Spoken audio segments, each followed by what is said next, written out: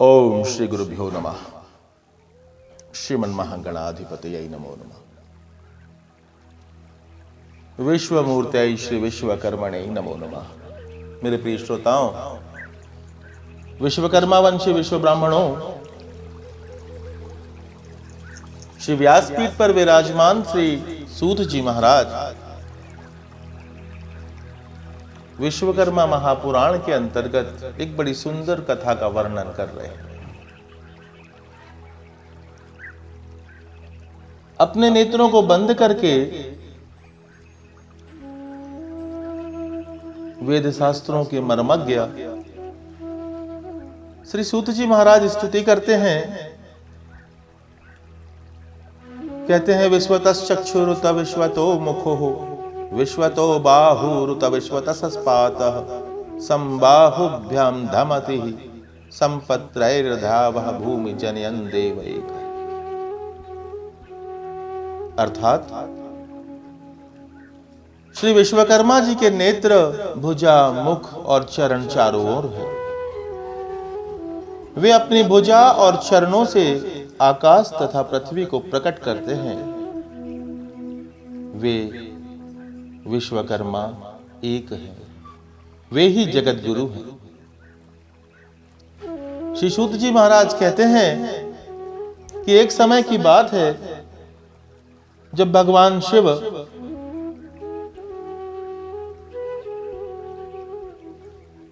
शिवगणों को प्रभु श्री की कथा अमृत का पान करा रहे होते हैं। तो भगवान शांब सदाशिव के मुख से प्रभु विश्वकर्मा का महात्मा सुनकर कुमार कार्तिकेय की जिज्ञासा बढ़ती जाती है और वे अपने पिता से पूछते हैं कि हे पिताश्री, मुझे कृपया यह बताने की कृपा कीजिए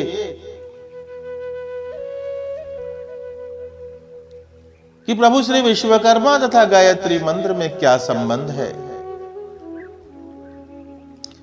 क्यों इस महामंत्र गायत्री के जप से, इसके हवन करने से भगवान श्री विश्वकर्मा दर्शन देते हैं। कृपया इस रहस्य से पर्दा हटा करके मुझे सत्य सत्य समझाने की कृपा कीजिए। परः शिवः विश्वकर्मा सत्यवाक्यं च षण्मुखः सत्यं सत्यं पुनः सत्यं सत्यं सत्यं वदामः। कुमार श्री कार्तिकेय के वचनों को सुनकर भगवान शांब सदाशिव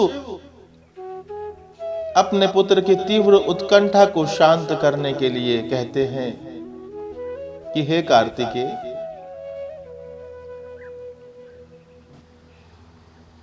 यह एक अत्यंत गूढ़ रहस्य है जिसे अब तक मैंने किसी को नहीं बताया। लो, आज मैं तुम्हारे सम्मुख इस रहस्य को उजागर करता हूं, प्रकट करता हूं। ओम श्री गुरुभ्यो नमः। श्रीमन्महागणाधिपतये नमो नमः। विश्वमूर्तये श्री विश्वकर्मणे नमो नमः। मेरे प्रिय श्रोताओं, विश्वकर्मा वंशी विश्व ब्राह्मणों, श्री व्यासपीठ पर विराजमान श्री सूत जी महाराज विश्वकर्मा महापुराण के अंतर्गत एक बड़ी सुंदर कथा का वर्णन कर रहे हैं। अपने नेत्रों को बंद करके वेद शास्त्रों के मर्मज्ञ श्री सूत जी महाराज स्तुति करते हैं।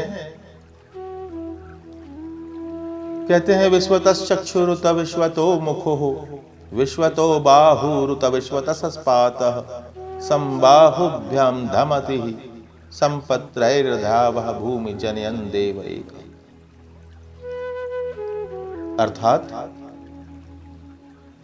श्री विश्वकर्मा जी के नेत्र, भुजा, मुख और चरण चारों ओर है। वे अपनी भुजा और चरणों से आकाश तथा पृथ्वी को प्रकट करते हैं।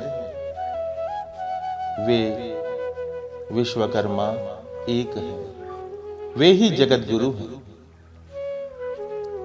श्री सूत जी महाराज कहते हैं कि एक समय की बात है जब भगवान शिव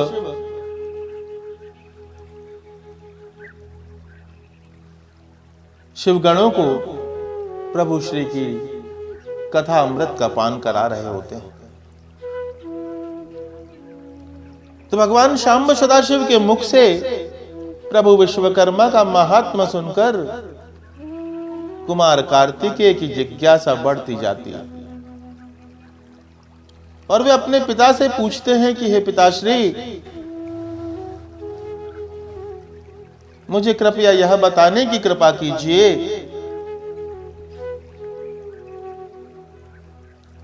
कि प्रभु श्री विश्वकर्मा तथा गायत्री मंत्र में क्या संबंध है। क्यों इस महामंत्र गायत्री के जप से, इसके हवन करने से भगवान श्री विश्वकर्मा दर्शन देते हैं।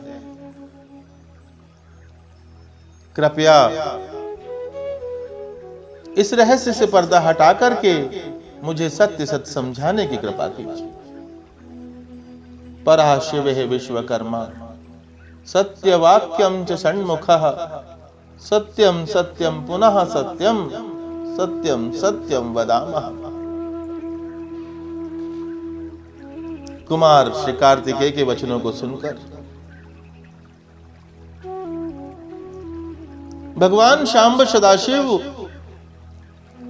अपने पुत्र की तीव्र उत्कंठा को शांत करने के लिए कहते हैं कि हे कार्तिकेय,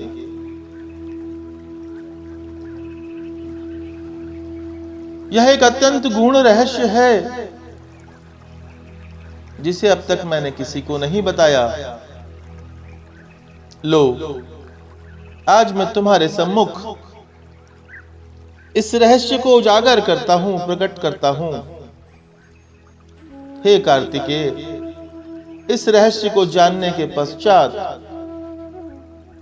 और कुछ जानना शेष नहीं रह जाता है, क्योंकि तब प्राणी भगवान श्री विश्वकर्मा में लय होकर सदा सदा के लिए जीवन मरण से मुक्त हो जाता है। प्रभु श्री कहते हैं कि आदिकर्ता विश्वकर्ता विश्वकर्मा जगत गुरु ब्रह्मा विष्णुश्च रुद्रश्च ईश्वरश्च सदाशिव।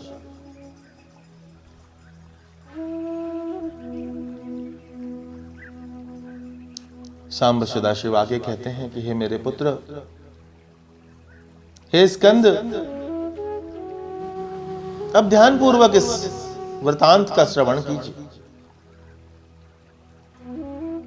गायत्री मंत्र के देवता सविता हैं। यही सविता देव सूर्य की आत्मा है।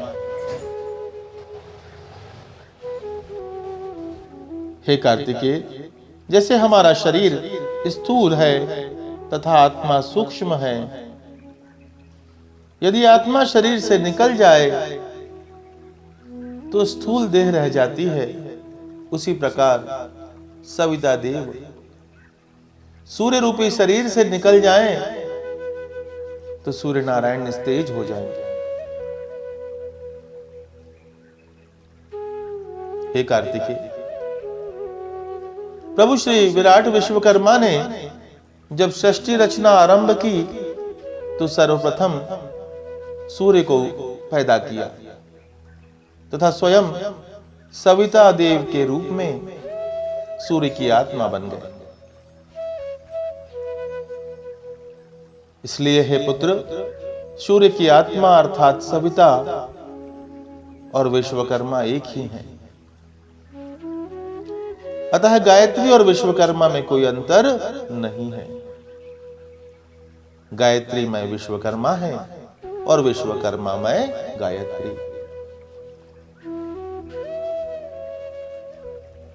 हे पुत्र, आगे देखो कि गायत्री भी पंचमुखी है और विराट श्री विश्वकर्मा जी भी 5 मुख वाले।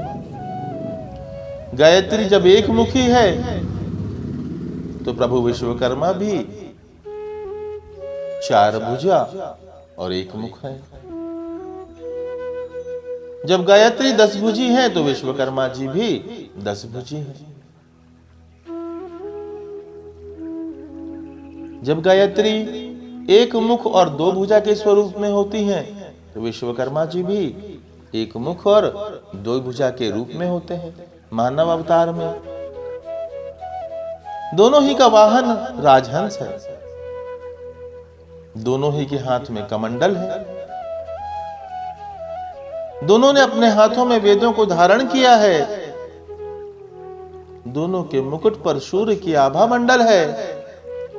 अतः विश्वकर्मा ही गायत्री मंत्र है तथा गायत्री मंत्र ही है विश्वकर्मा। तो हे मेरे पुत्र, हे स्कंद, जो पांचाल विश्वकर्मा वंशी गायत्री मंत्र को छोड़कर अन्य प्रपंच आदि में फंसता है, वह इस पृथ्वी के लय होने तक ऐसे प्राणी को, ऐसे मनुष्य को मैं शिव नरक में डालता हूं। मैंने इसी कथन को शिव पुराण में पहले ही कहा कि सभी पांचालों के लिए गायत्री जप अनिवार्य है। प्रत्येक पांचाल को गायत्री मंत्र का जाप अनिवार्य रूप से करना चाहिए। हे पुत्र स्कंद, गायत्री के देवता सविता हैं और सविता ही विश्वकर्मा, अर्थात जो गायत्री मंत्र का जाप करता है इसे इस संसार में कुछ भी दुर्लभ नहीं। इसी गायत्री मंत्र के जप से प्रभु श्री विश्वकर्मा के साथ साथ मैं सांब सदाशिव, भगवान श्री हरि नारायण एक साथ प्रसन्न होते हैं और साधक को बिना किसी हिचक के सब कुछ दे देते हैं। जिसे पाने के लिए कोटि कोटि जन्म लग जाते हैं, वे सभी वस्तुएं, वे सभी पुण्य फल गायत्री साधकों को स्वतः ही प्राप्त हो जाते हैं। हे स्कंद, इस अमोघ मंत्र के प्रभाव से साधक को आयु, प्राण, प्रजा, पशु, कीर्ति, ब्रह्म वर्चस्व एक साथ प्राप्त होता है।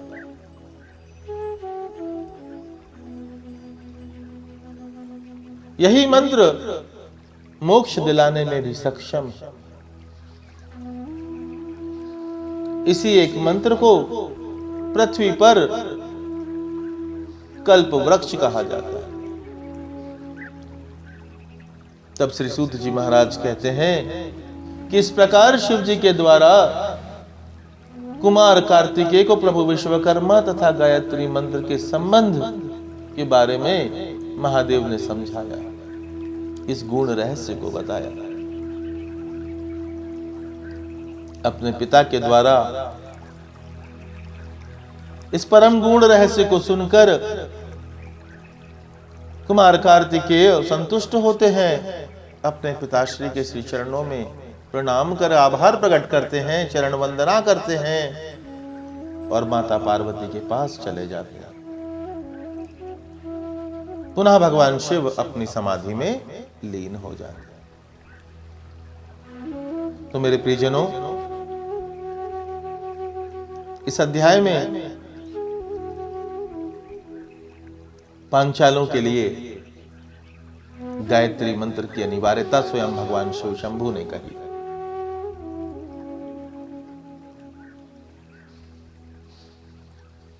इस अमोघ मंत्र का नियमित जप करें, अपनी जीवन शैली में इस मंत्र को समाहित कर लें,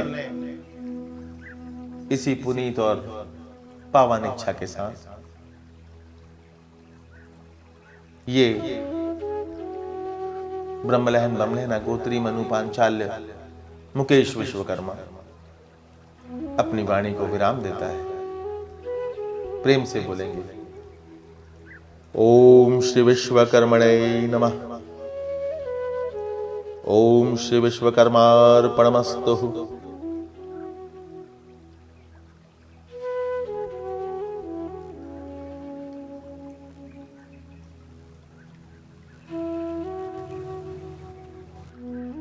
हे कार्तिकेय, इस रहस्य को जानने के पश्चात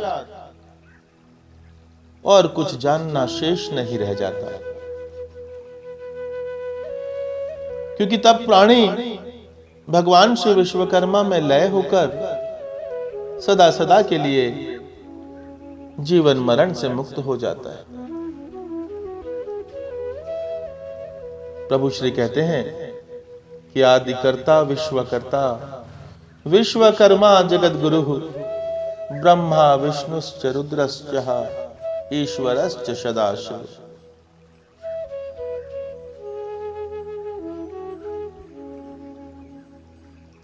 सांब सदाशिव आगे कहते हैं कि हे मेरे पुत्र, हे स्कंद, अब ध्यान पूर्वक इस वृतांत का श्रवण कीजिए। गायत्री मंत्र के देवता सविता हैं। यही सविता देव सूर्य की आत्मा है। हे कार्तिकेय, जैसे हमारा शरीर स्थूल है तथा आत्मा सूक्ष्म है, यदि आत्मा शरीर से निकल जाए तो स्थूल देह रह जाती है, उसी प्रकार सविता देव सूर्य रूपी शरीर से निकल जाएं तो सूर्य नारायण निस्तेज हो जाएंगे। हे कार्तिकेय, प्रभु श्री विराट विश्वकर्मा ने जब सृष्टि रचना आरंभ की तो सर्वप्रथम सूर्य को पैदा किया तथा स्वयं सविता देव के रूप में सूर्य की आत्मा बन गए। इसलिए हे पुत्र, सूर्य की आत्मा अर्थात सविता और विश्वकर्मा एक ही हैं। अतः गायत्री और विश्वकर्मा में कोई अंतर नहीं है। गायत्री में विश्वकर्मा है और विश्वकर्मा में गायत्री।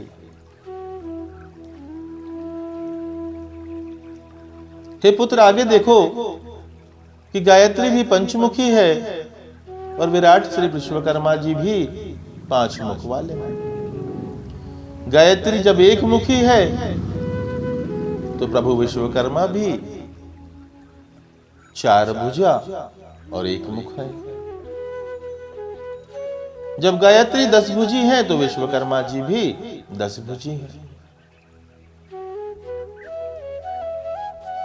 जब गायत्री 1 मुख और 2 भुजा के स्वरूप में होती हैं तो विश्वकर्मा जी भी 1 मुख और 2 भुजा के रूप में होते हैं मानव अवतार में।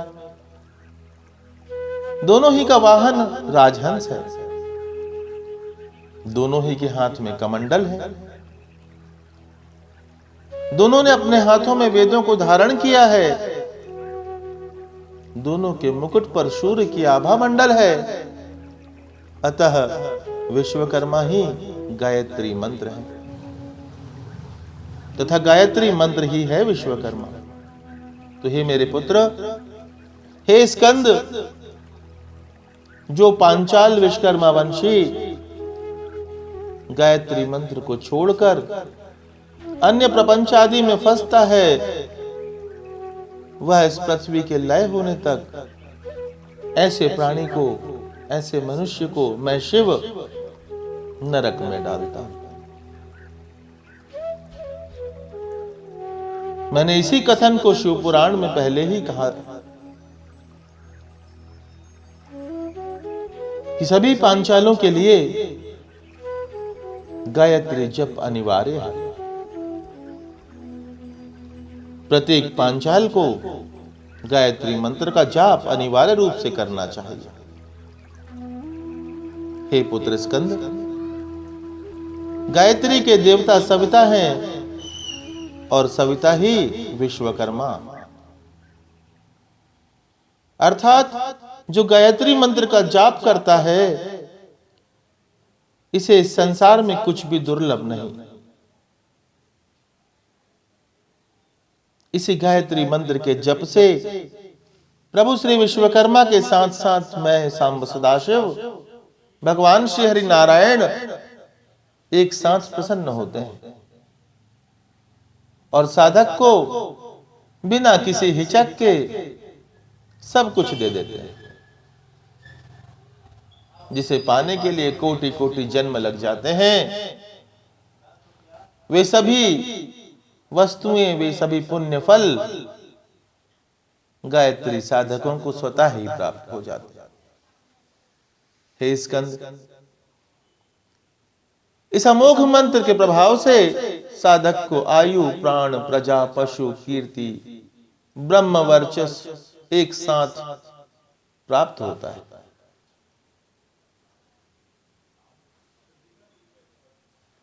यही मंत्र मोक्ष दिलाने में भी सक्षम है। इसी एक मंत्र को पृथ्वी पर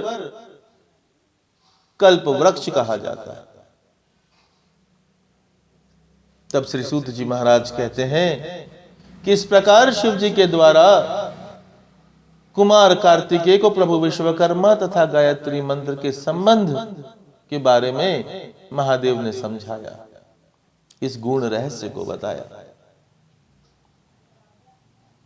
अपने पिता के द्वारा इस परम गुण रहस्य को सुनकर कुमार कार्तिकेय संतुष्ट होते हैं, अपने पिताश्री के श्री चरणों में प्रणाम कर आभार प्रकट करते हैं, चरण वंदना करते हैं और माता पार्वती के पास चले जाते हैं। पुनः भगवान शिव अपनी समाधि में लीन हो जाते हैं। तो मेरे प्रियजनों, इस अध्याय में पांचालों के लिए गायत्री